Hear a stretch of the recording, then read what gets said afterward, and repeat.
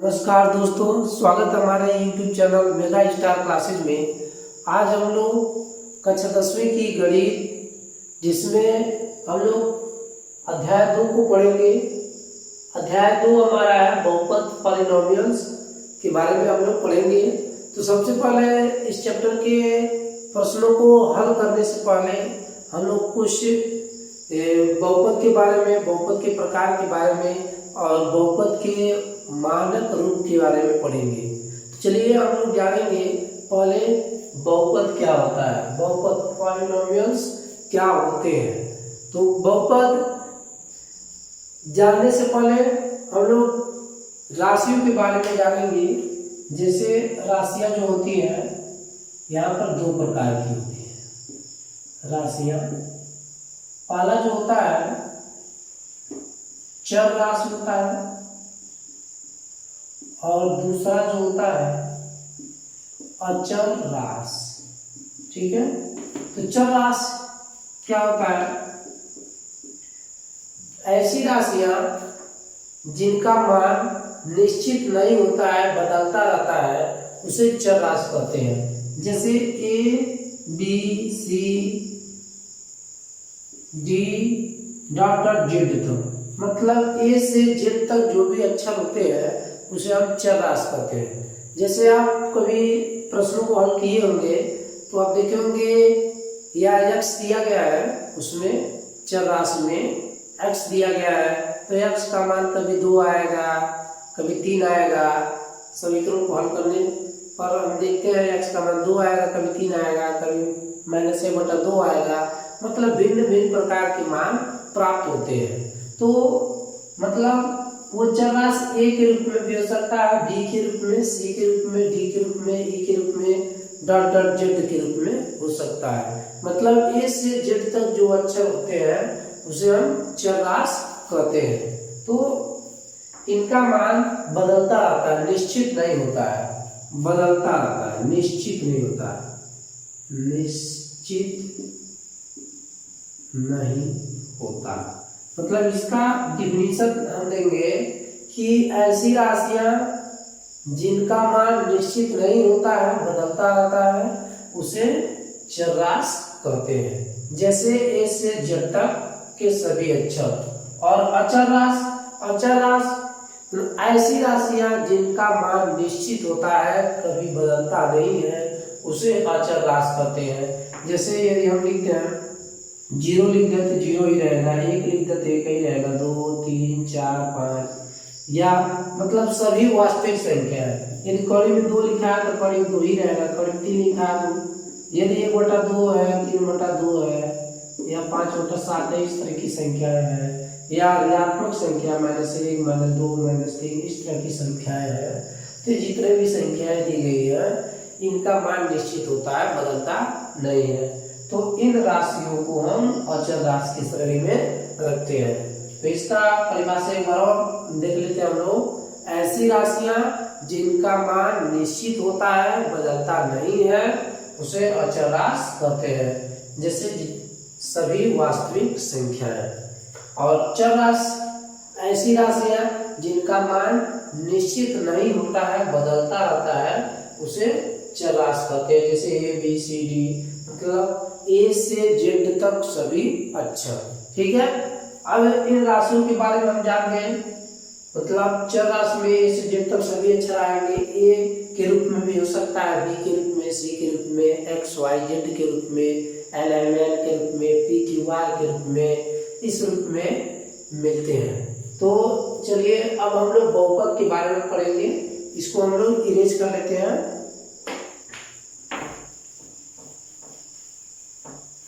बहुपद क्या होता है, बहुपद के बारे में पढ़ेंगे। क्योंकि जो बहुपद का डिफिनेशन है वो चर और अचर राशियों से संबंधित था, इसलिए आपको पहले चर और अचर राशियों को ज्ञात कराया गया। अब हम लोग बहुपद के बारे में पढ़ेंगे।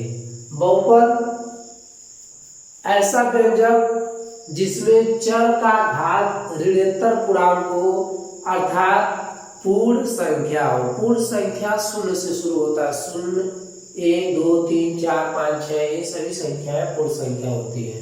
मतलब ऐसी या ऐसा व्यंजक जिसमें चर का घात या तो 0 हो या 1 2 3 4 5, मतलब पूर्ण संख्या हो, जिसे हम ऋणोत्तर पूर्णांक कहते हैं, उसे हम बहुपद कहेंगे। ठीक है, या इस तरह से हम डिफिनेशन दे सकते हैं कि px बराबर a0 plus a1x plus a2x square plus a3x cube plus dot dot an x पर n प्रकार के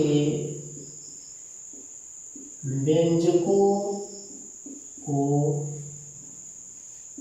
बहुपद कहते हैं।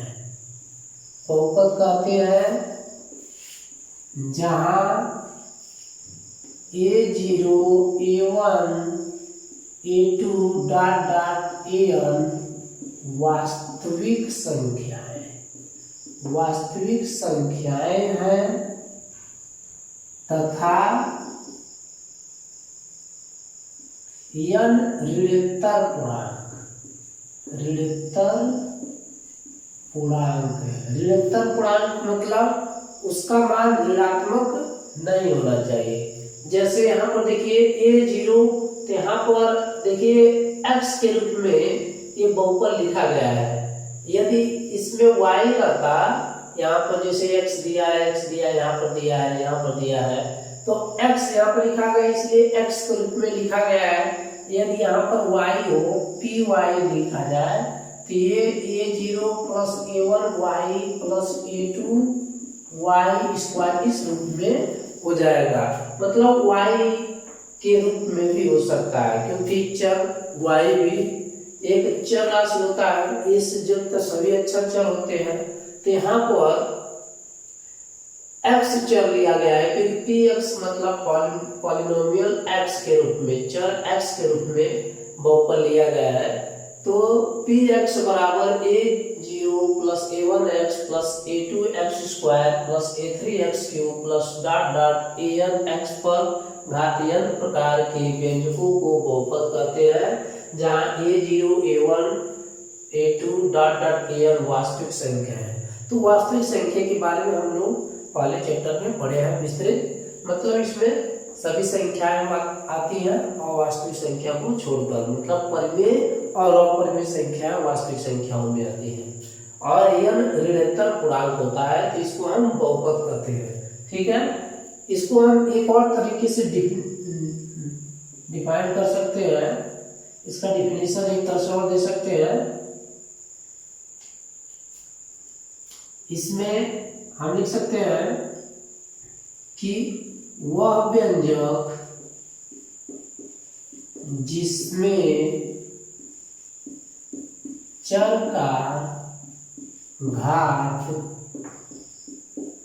ऋणोत्तर पूर्णांक होता है, उसे बहुपद कहते हैं।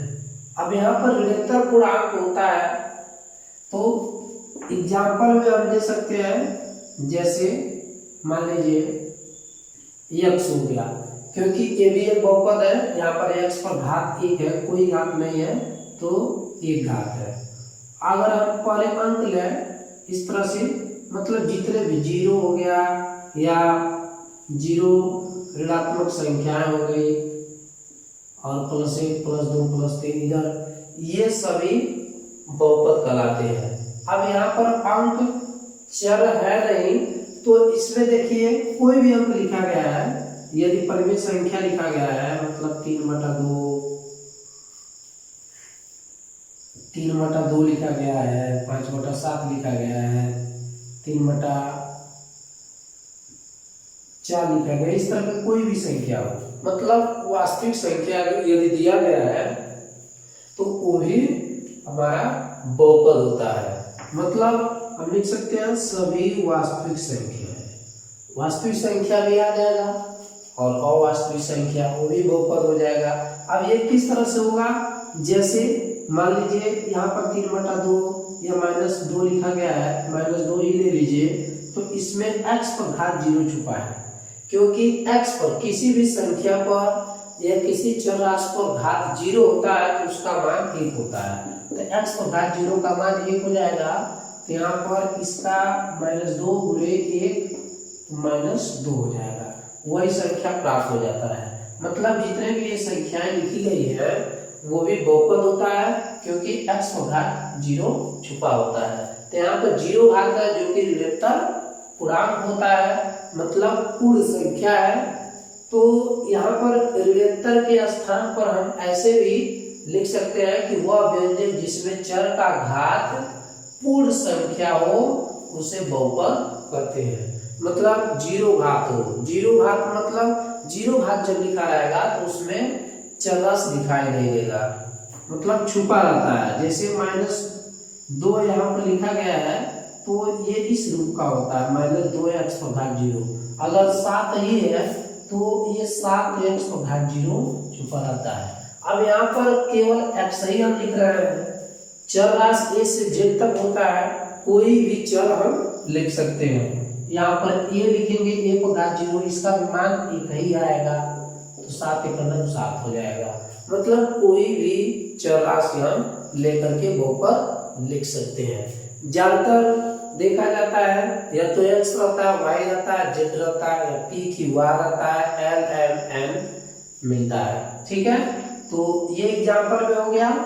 और भी एग्जाम्पल हम लोग देखेंगे, जैसे x हो गया, 2x² हो गया, 3x + 2 हो गया, मतलब जो भी लिख देंगे आप, इस तरह की संख्या है, ये सब बहुपद कहलाते हैं।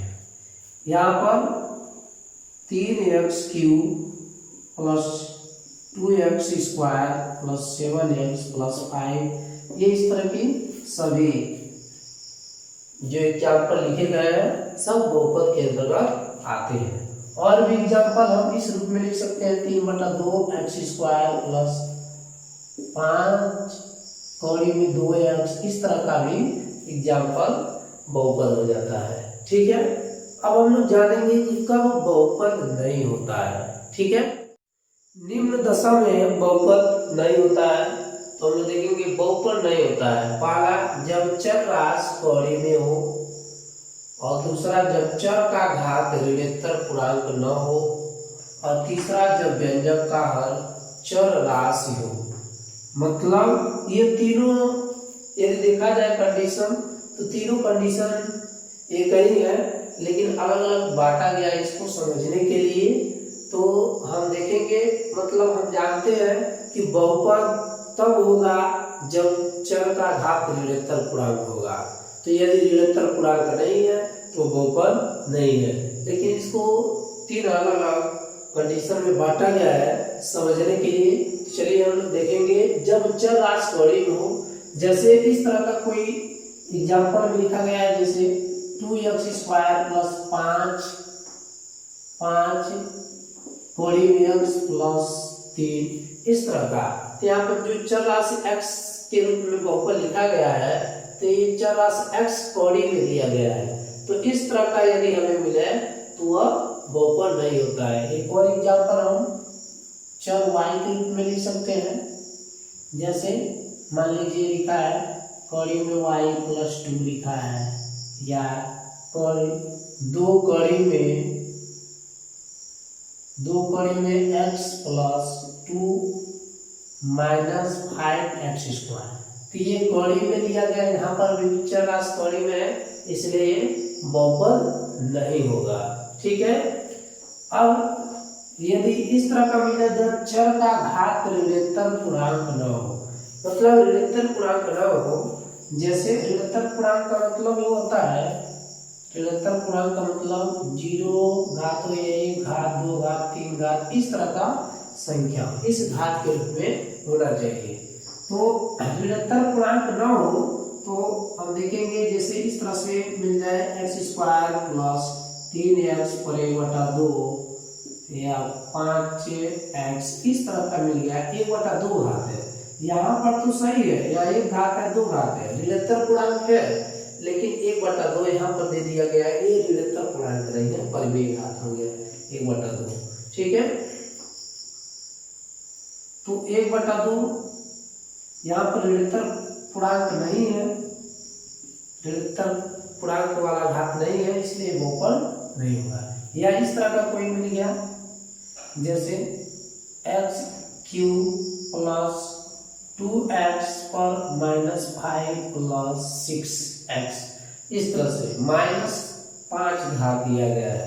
तो इस तरह का माइनस वाली घात मिल जाए, या इस तरह का बटा वाला मिल जाए, या एक और -3/2 5x - 1 इस तरह का मिल जाए। यहाँ पर -3/2 घात दिया है। यदि ये नहीं रहता, केवल इतना रहता तो बहुपद हो जाता, लेकिन यहाँ पर दिया गया है, इसलिए बहुपद नहीं होगा। ठीक है, जब व्यंजक का हर चर राशि हो, चर राशि हो मतलब जैसे यदि कोई व्यंजक दिया गया है और हर में चर राशि दिया गया है, जैसे आपको ऐसे मिल जाए x + 1/x मिल जाए, तो यहाँ पर देखिए यदि केवल ये अकेले रहता तो हो जाता बहुपद, लेकिन यहाँ पर 1/x जो हर दिया है x दिया है, तो ये बहुपद नहीं होगा। या इस तरह से लिखा 3x² + 5x + 6/x + 9 लिखा है इस तरह से, तो यहाँ पर ये परिमेय व्यंजक हो जाएगा। ठीक है, ये बहुपद नहीं होगा क्योंकि इसके हर में चर राशि दिया गया है।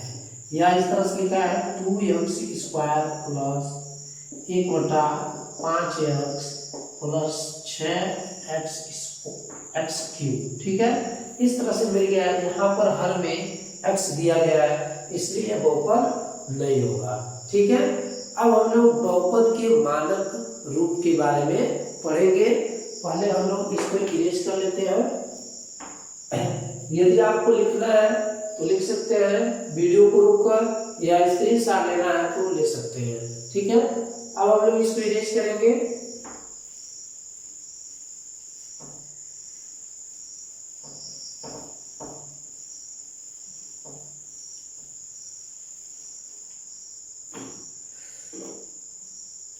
बहुपद का मानक रूप, बहुपद का मानक रूप स्टैंडर्ड फॉर्म में लिखना है हमें बहुपद का मानक रूप। तो बहुपद का मानक रूप क्या होता है? बहुपद के पदों को सही क्रम में लिखने की प्रक्रिया को बहुपद का मानक रूप कहते हैं। तो सही क्रम में हम कैसे लिखेंगे?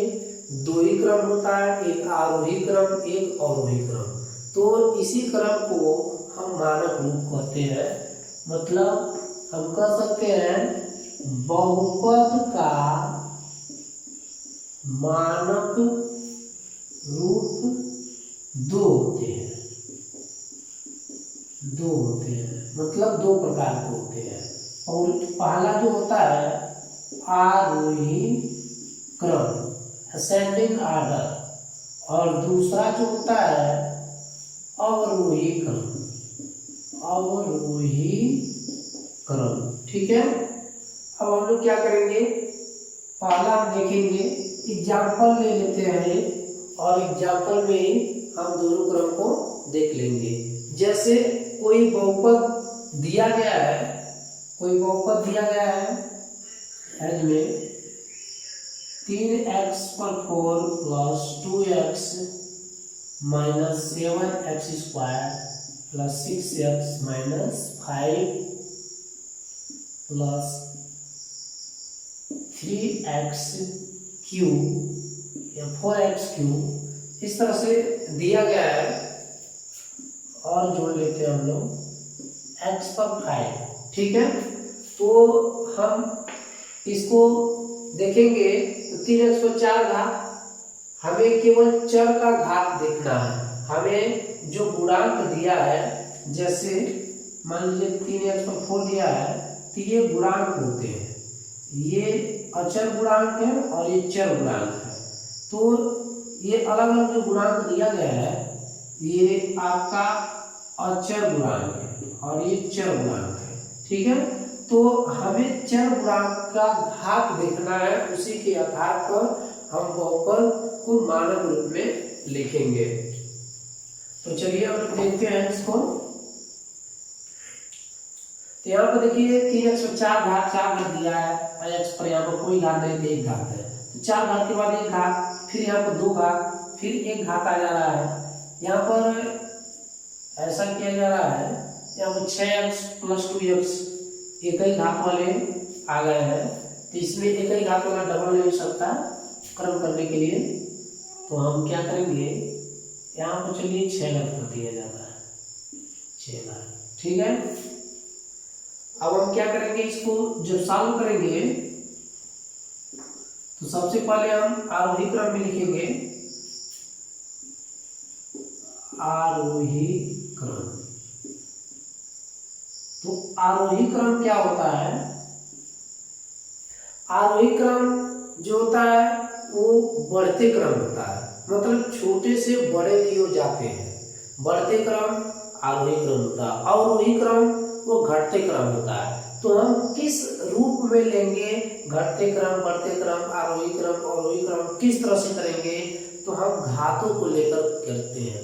जैसे चर का जो घात होता है उसी को हम लेंगे।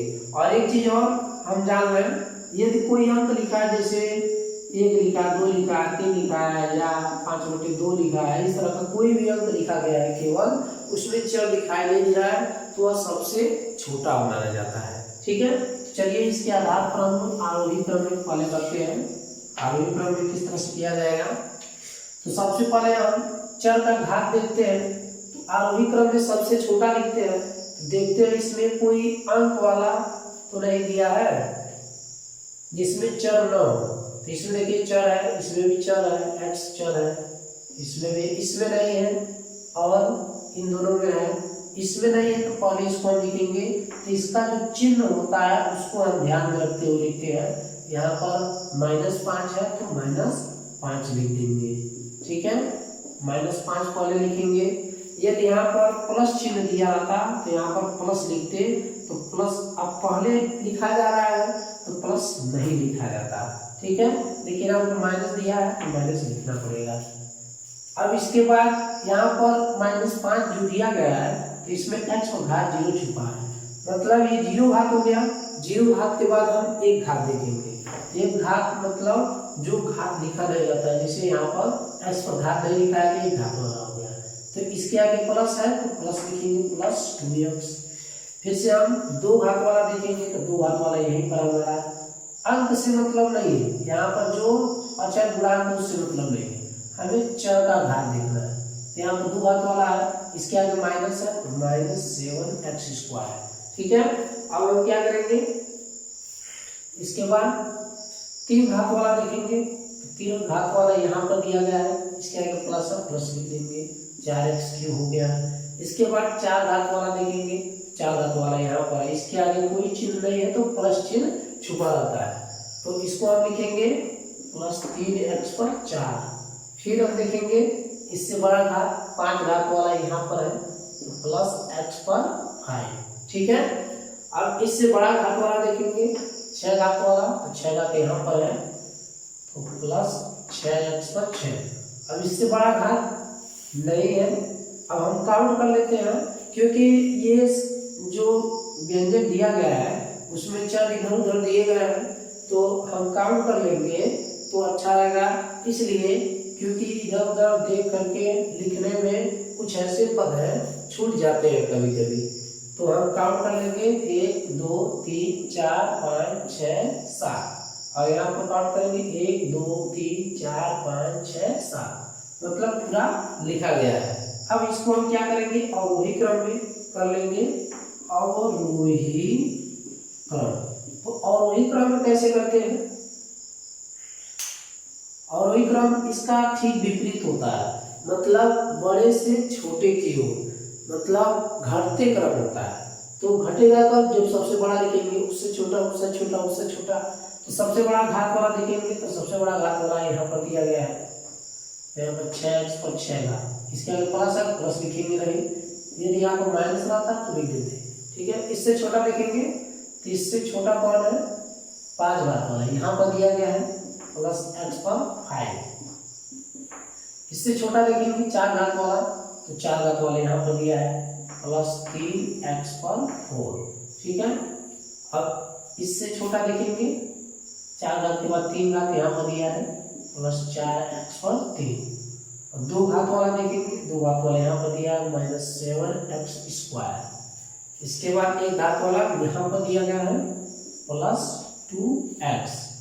अब इससे छोटा घात देखेंगे, अंक वाला जो होता है -5। काउंट कर लेंगे 1 2 3 4 5 6 7 हो गया पूरा हमारा। तो इस तरह से आरोही और अवरोही क्रम हो गया। इसी को हम बहुपद का मानक रूप कहते हैं। एक और एग्जांपल लेकर के हम समझ ले रहे हैं। एज में एक एग्जांपल हम ले लेते हैं और जैसे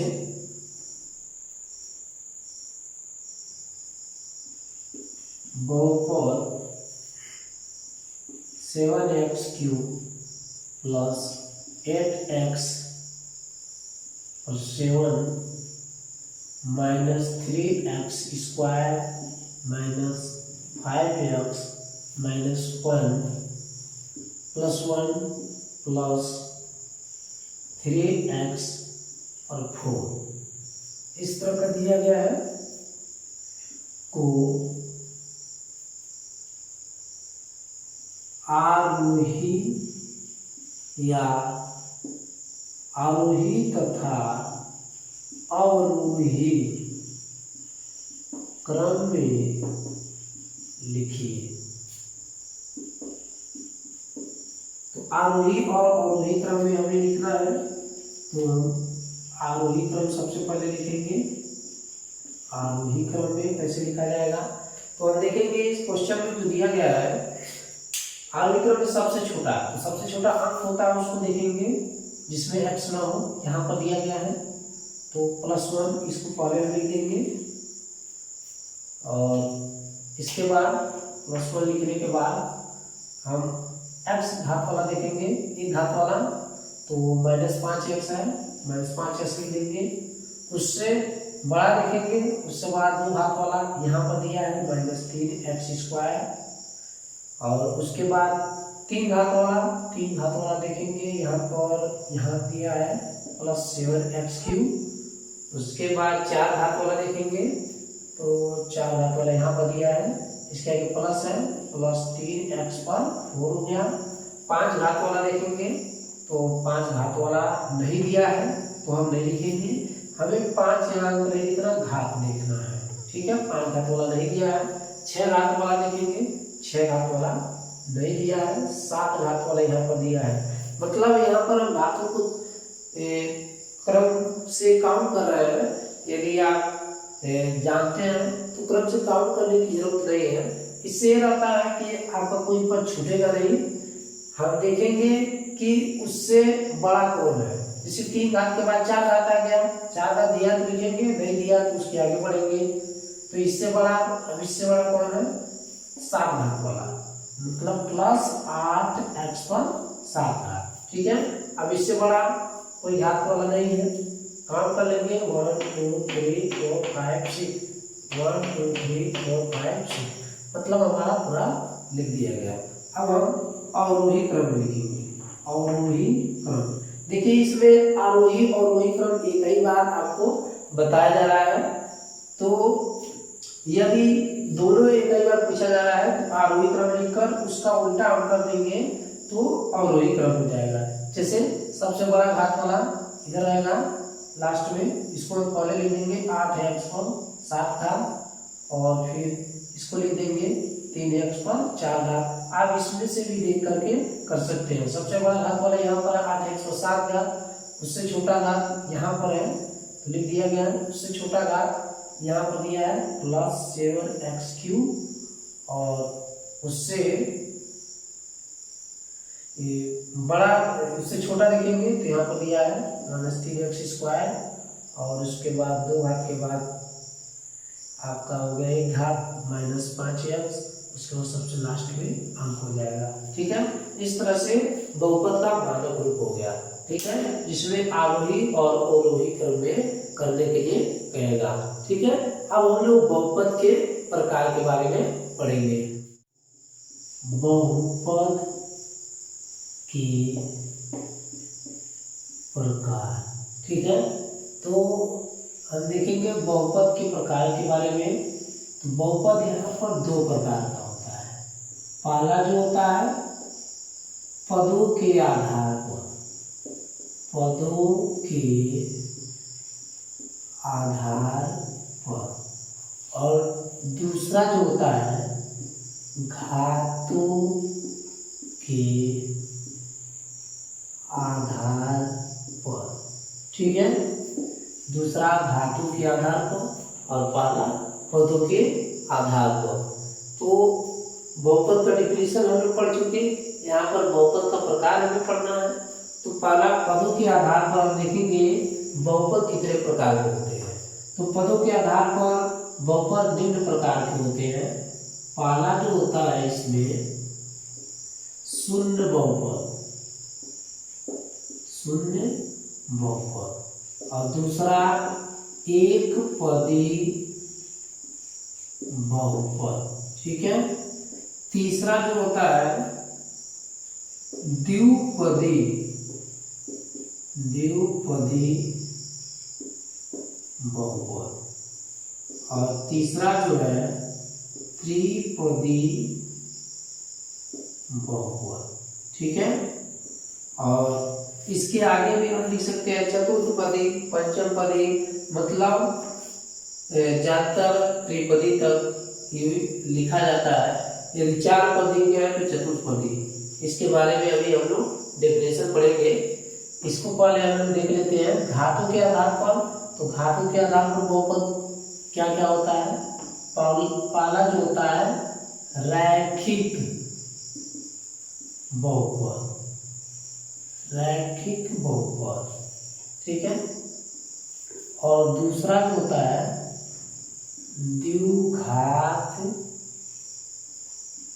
बहुपद, और तीसरा त्रिघात, त्रिघात बहुपद। यदि चौथा देख रहे हैं तो चतुर्थ घात हो जाएगा, चतुर्थ घात, चतुर्थ घात बहुपद, चतुर्थ घात बहुपद। ठीक है, अब हम लोग शून्य बहुपद के बारे में पढ़ेंगे। शून्य बहुपद क्या होता है।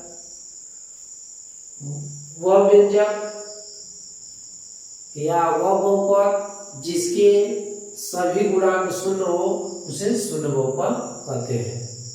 वह व्यंजक या वह बहुपद जिसके सभी गुणांक शून्य हो उसे शून्य बहुपद कहते हैं।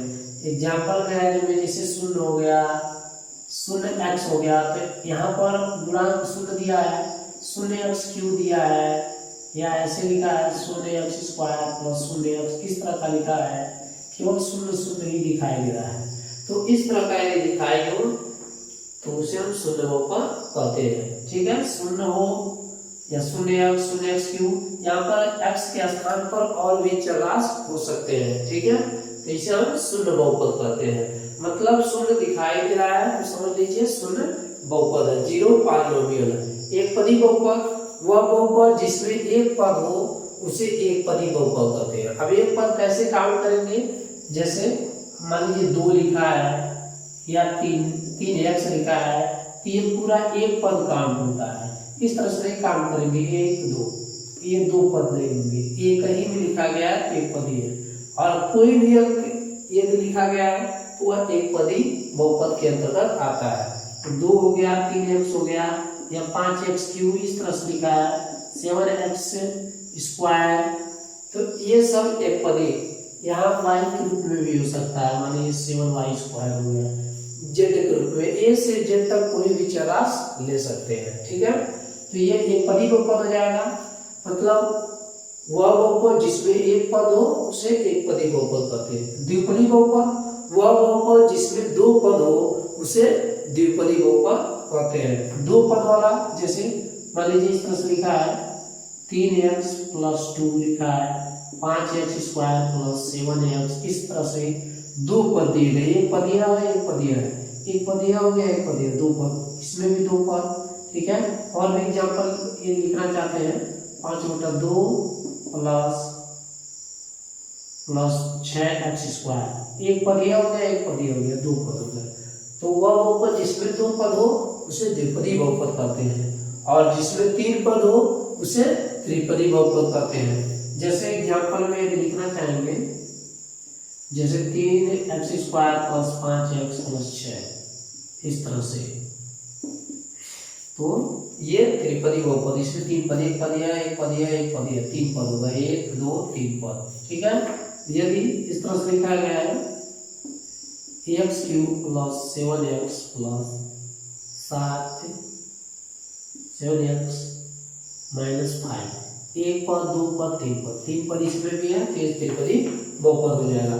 यदि चार पद दिए हैं तो चतुर्पदी हो जाएगा, 5 पद दिए गए हैं तो पंचमपदी बहुपद हो जाएगा। ठीक है, मतलब पदों के आधार पर ये बहुपद का प्रकार हो गया। ठीक है, अब यदि घातों के आधार पर देखें तो पहला जो होता है रैखिक बहुपद होता है, इसे सरल बहुपद भी कहते हैं। दूसरा द्विघात बहुपद, तीसरा त्रिघात बहुपद, चौथा चतुर्घात, और 5 रहेगा तो पंचम घात, षष्ठम घात, ऐसे इस तरह से बहुपद का प्रकार हो जाएगा। तो रैखिक बहुपद किसे कहेंगे? वह बहुपद जिसमें चर का घात 1 हो उसे रैखिक बहुपद कहते हैं। और एग्जाम्पल में देखेंगे तो x हो गया, x पर यहाँ पर एक घात है, अगर ये लिखा है पर यहाँ एक घात है, या इस तरह से लिखा है 2a लिखा है, या 3y लिखा है, y पर एक घात है, या इस तरह से लिखा है x + 5 लिखा है, x पर एक घात है, मतलब यहाँ पर पद नहीं लिखना है, घात लिखना है। तो वह बहुपद जिसमें चर का घात 1 हो उसे रैखिक बहुपद कहते हैं, या एक घाती बहुपद कहते हैं। द्विघात बहुपद वह बहुपद जिसमें दो घात हो उसे द्विघात बहुपद कहते हैं। जैसे x² + 5x + 6, यहाँ पर दो घात दिया गया है, यदि पद के आधार पर देखा तो 1 2 3 तीन पद है, त्रिपदी बहुपद हो जाएगा।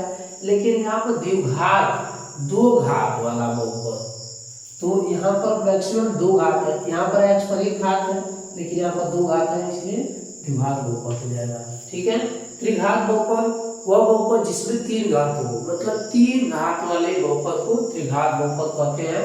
जैसे यदि एग्जांपल में हम देखा, जैसे 3x, या इस तरह से लिखा है 7x³ + 2x², तो यहाँ पर मैक्सिमम तीन घात दिए गए हैं, और यहाँ पर दो घात है, मैक्सिमम तीन घात है, तो त्रिघात बहुपद हो जाएगा।